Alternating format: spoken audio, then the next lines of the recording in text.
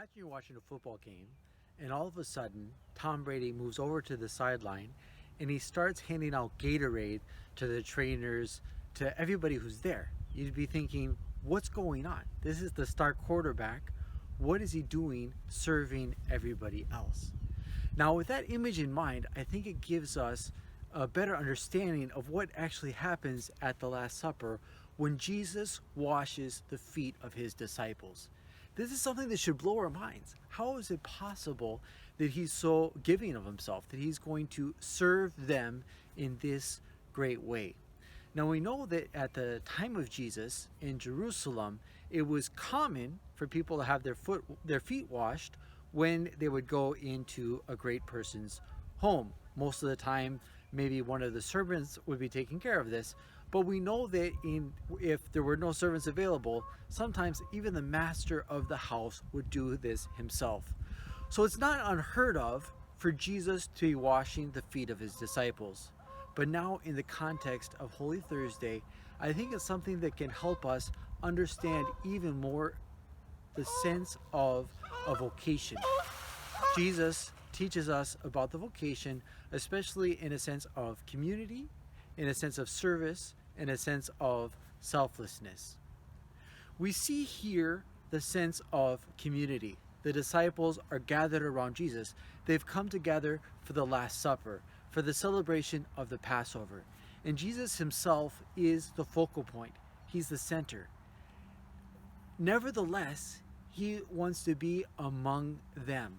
A lot of times we can see the vocation as something very solitary, as something, where a young man, a young woman is going to be alone. Maybe we see this a little bit more in diocesan priesthood, where a priest may be living on his own at the rectory.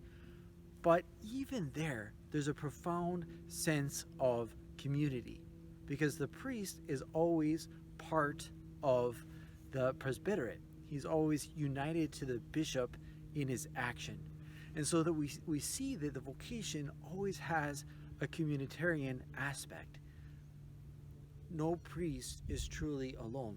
First, because he's sharing in the priesthood of Christ, but also since he is sharing in the ministerial priesthood of Christ, his priesthood is always for the good of others. This comes out very clearly in a sense of service. At Holy Thursday Mass, when the priest gets down in order to wash the feet of members of the congregation, he's remembering this supreme gesture of love by Christ at the Last Supper.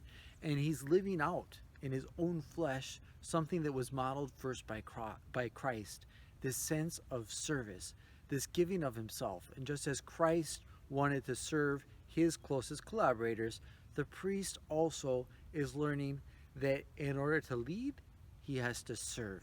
This is one of the essential elements of Christianity. Our leaders are not there for themselves, they're there to serve. And so that element of service is also present, very especially in the washing of the feet on Holy Thursday, and Christ is giving us a lesson about what it means to be a priest. And finally, I'd like to look at that spirit of selflessness. Christ is not looking for self-aggrandizement, just as a priest cannot be looking for himself. And one of the great mysteries and lessons of Christian life is precisely how in dying to ourselves, we're able to give life. Christ suffered and died on the cross in order to conquer death and give us life through his resurrection.